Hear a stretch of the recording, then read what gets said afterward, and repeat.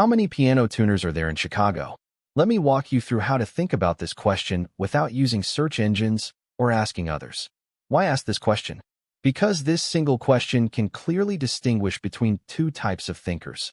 Those with a humanities mindset, who excel at abstract thinking and rely on intuitive imagination, and those with a scientific mindset, who excel at logical reasoning and solving concrete problems. The humanities mindset is our natural thinking system, primarily relying on first reactions and intuition. A child can naturally describe and appreciate what they see. However, the scientific mindset requires long-term training and practice. It's not an innate way of thinking. That's why companies like Google, which gather the world's brightest minds, need people who have undergone extensive training, can execute tasks effectively, and possess strong logical reasoning abilities. This question serves as a watershed moment. How you approach it reveals your thinking style.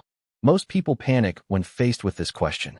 Without reference points, they either give up or make wild guesses, 1,000, 10,000, purely based on gut feeling. But how do people with a scientific mindset approach this question? They try to solve it by breaking down the necessary conditions.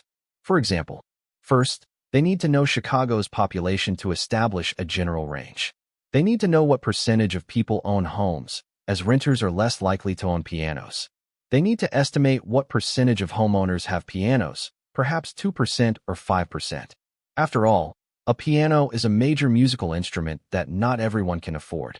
They need to know how often a piano needs tuning, maybe once or 5 times a year, certainly less frequently than a guitar needs maintenance. They also need to consider institutions like schools, bars, and restaurants, and estimate what percentage of these establishments own pianos. These places often feature piano performances. By gathering all these conditions and applying mathematical calculations, you can arrive at a precise value. Note that regardless of what this value is or how much it deviates from the actual answer, your thought process demonstrates trained thinking. You're not someone who makes wild guesses or muddles through.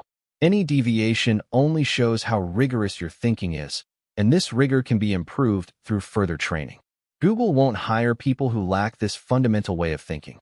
If you think the piano tuner example is complex, this book might drive you crazy because it's filled with similarly peculiar questions. For instance, how long would it take to escape prison using only a spoon? How many people on Earth are experiencing an orgasm right now? Which has a stronger tidal force on childbirth, the moon or the delivery room? Which uses more energy, freezing a chicken or manufacturing a computer? How far would you need to stretch a rubber band to reach the moon? The book contains 70 such bizarre questions. This book is quite mentally challenging. You might ask, couldn't you explain these problems more simply?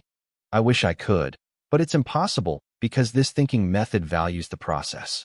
It's like lifting dumbbells. You need to keep exercising to strengthen your mental muscles, and skipping the middle steps won't yield any results. The conclusions aren't important, like whether a rubber band could actually reach the moon, which is obviously impossible. What matters is understanding this way of thinking. The author, Aaron Santos, graduated from MIT with a physics degree and later earned his doctorate from Boston University. He's currently a postdoctoral researcher at Michigan State University. He enjoys training his mind through these interesting problems. Let's follow the author's thinking process and explore how scientists approach problems through 3 examples. First question: how many people on Earth are experiencing an orgasm right now? This question reminds me of the movie Amelie, where the quirky protagonist stands on her balcony one day and ponders this very question. After some thought, she confidently states, 15 people. Is this number accurate? Let's think about it carefully. To solve this problem, we need to ask ourselves some preliminary questions. First, how often do people typically experience orgasms? Well, there's a significant difference between men and women in orgasm frequency. Men experience them almost every time, while women's experiences vary. Factors like age and lifestyle affect the frequency. Older individuals might experience them less frequently than younger ones. Most people tend to disguise themselves, so there are too many factors to consider, making it impossible to give a specific value. Let's roughly assume this frequency is once per week. You might ask, how did you come up with that? Isn't that just guessing? Yes, it is a guess, but it's a guess for one subproblem. The errors in these guesses can offset each other across different questions. If you overestimate one value and underestimate another, they partially cancel each other out. Moreover, the exact number isn't crucial. The precision of these values depends on how much importance you place on them. If you wanted to approach this like scientific research, you'd need to spend years conducting field studies and collecting statistical data to get an accurate figure. You probably don't want to do that, so an approximate value is sufficient to solve this problem. The key is recognizing that this condition exists. After some rough estimation, let's set it at 1 orgasm per week per person. Now we need to know how long an orgasm lasts. This should be similar for both men and women, typically just a few seconds. Let's say 3 seconds, which converts to 5 times 10 to the power of -6 weeks. Next, we need to calculate what percentage of our lifetime is spent in orgasm. Once we know this, we're close to the final answer. Based on our previous answers, this value is 0.0005%. This is calculated by dividing the duration of an orgasm by its weekly frequency. The last question, what's the world's population? No need to guess here. It's around 7 billion. That's common knowledge. Now we have all our conditions. We can design our formula by multiplying the percentage of people experiencing orgasm at any moment by the total world population. This calculation shows approximately 33,000 people are experiencing an orgasm right now. Looks like Emily's untrained brain wasn't quite accurate.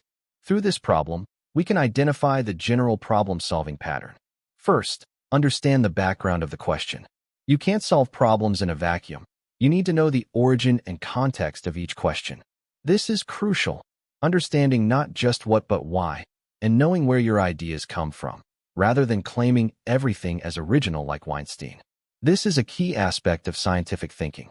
Second, ask yourself what conditions you need to solve the problem. List them: 1, 2, 3, 4, 5. This is the most critical step. Knowing these conditions leads to the answer. Third, use various associations and common sense to solve these problems. If you encounter seemingly unsolvable problems, break them down further. Keep breaking down until you can't break it down further, then use a theoretical approximation. The fourth step is to design a formula and fit your answer into a pre-planned equation. You might wonder what to do if you don't know these formulas. Well, there's no way around it. You need some mathematical foundation to make estimates. However, these formulas are common sense.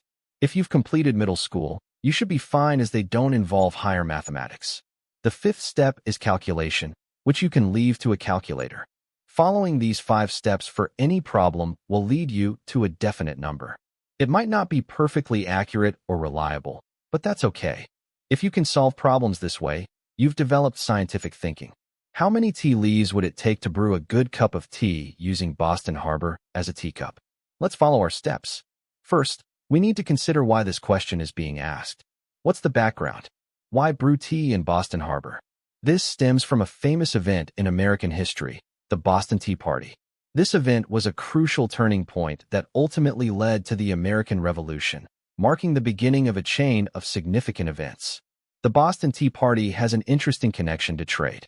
When America was still a British colony, Americans developed a strong taste for tea, becoming almost addicted like smokers, creating a huge annual demand. The British saw an opportunity and imposed a tax of 3 pence per pound of tea. Americans protested. Why should we pay extra tax just to drink tea? This is unfair. We'll stop drinking it. This led to widespread protests and the formation of anti-tea groups who boycotted British tea. Anyone selling or helping unload British tea ships was considered an enemy of the people. The conflict peaked in 1773. In November, 3 ships anchored in Boston Harbor loaded with tea, but Americans refused to let them unload. Leave, we won't buy your tea. But the merchants, unwilling to take a loss, refused to depart. Dozens of Americans, disguised as Native Americans, boarded the ships with axes. To everyone's cheers, they broke open the crates and dumped over 300 chests of tea into the harbor. This became known as the Boston Tea Party. This event ignited the American spirit of resistance, leading to the Battle of Lexington and eventually the American Revolution. So, the question arises, if we consider Boston Harbor as a giant teacup, how many tea leaves would it take to brew a proper cup of tea? To solve this problem, what conditions do we need to know? First, we need to know the volume of Boston Harbor. Looking at the map, It's approximately 200 square kilometers. Converting to centimeters, that's 2 times 10 superscript 1 superscript 2 square centimeters. How deep is Boston Harbor? The depth varies, but taking an average, it's about 15 meters or 1,500 centimeters. Multiplying these numbers gives us the harbor's volume. 3 times 10 superscript 1 cubic centimeters. We also need to know the volume of a cup of tea. A standard 300 milliliters teacup has a volume of about 300 cubic centimeters. Finally, we need to know the weight of a tea bag, which is simple. It's written on the package, about 1.5 grams. Using our formula, dividing the weight of each tea bag by the volume of water needed to brew it gives us the volume of water needed per gram of tea. Multiplying this by the harbor's volume gives us our final number, approximately 1.5 times 10 superscript 1 superscript 3 grams, or 10 million tons of tea. To put this in perspective, the hydrogen bomb tested in our country was 3 million tons. So it would take 3 hydrogen bombs filled with tea leaves detonating in Boston Harbor to create this aromatic scene. Quite a spectacular image. Through these simple steps, haven't we solved what seemed like an impossible problem? With this type of thinking, we can solve almost any problem. That's the magic of scientific thinking. As the book's cover says, the world is vast. You need to know how to calculate. Understanding this way of thinking is key to becoming clever, and it might at least get you through the first round of a Google interview.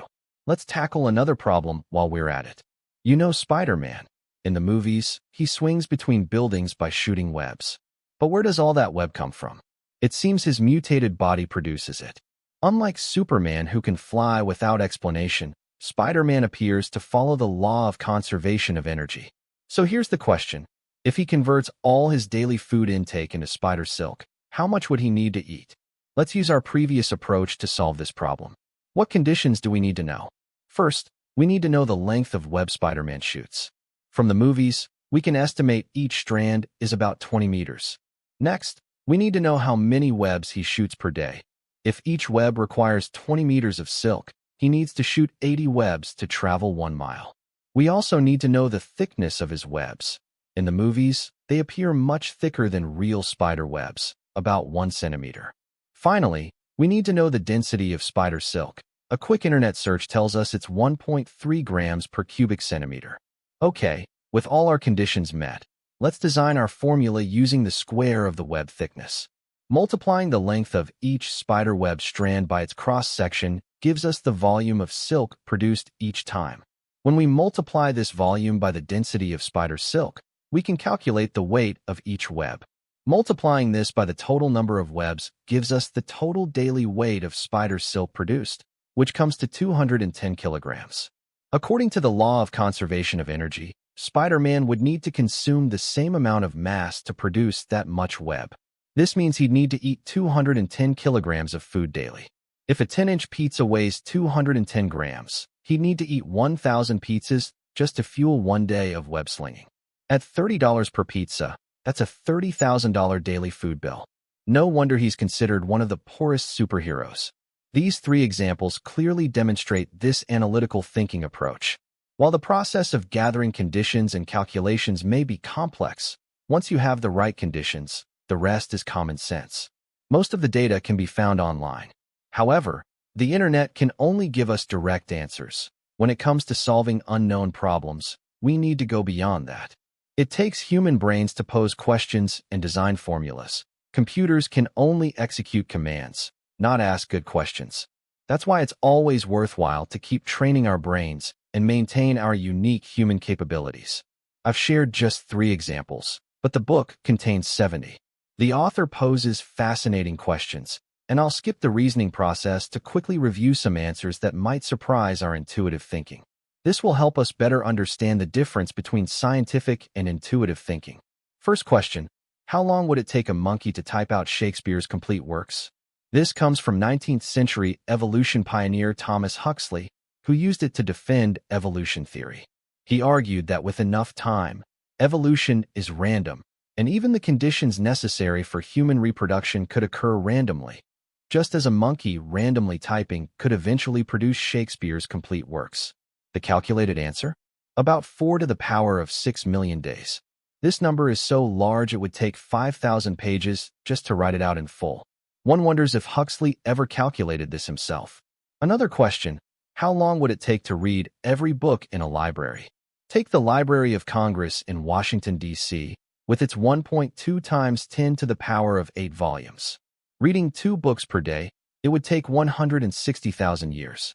Clearly, searching for specific books based on your needs is the more practical approach. One more question, which uses more copper, smelting or computer manufacturing?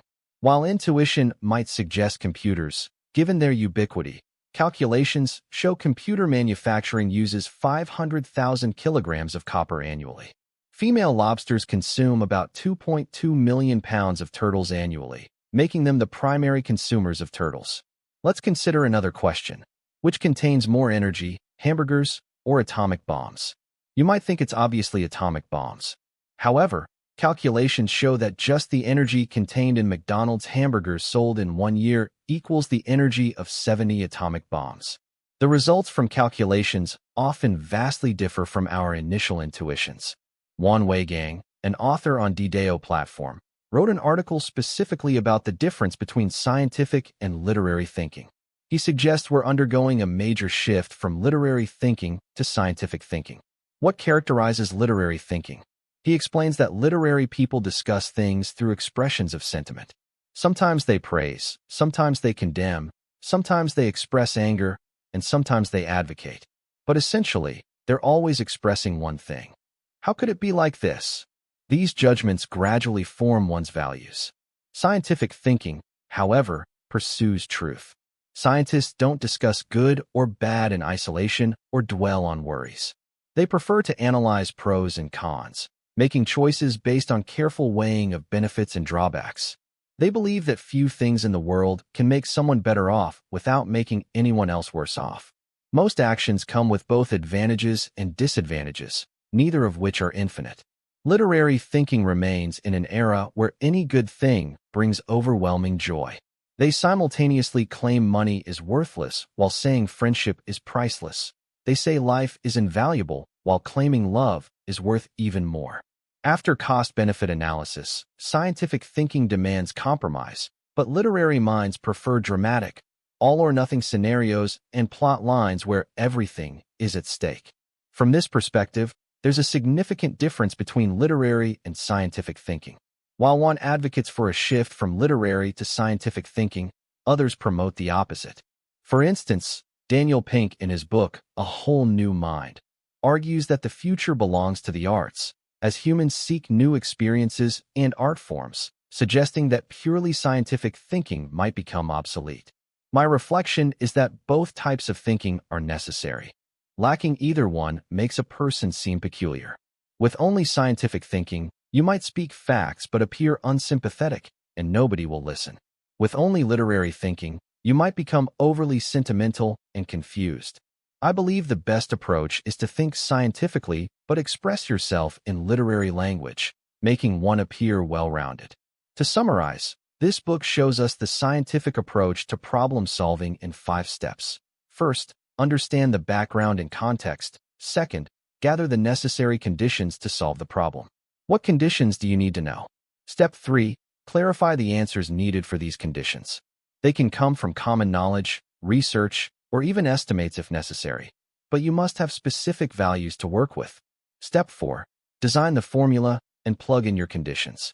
Step 5 is calculation. Let the calculator do the work. You'll always arrive at a definite value. With this value in hand, it shows you have a trained mind, and you've truly mastered the scientific way of thinking.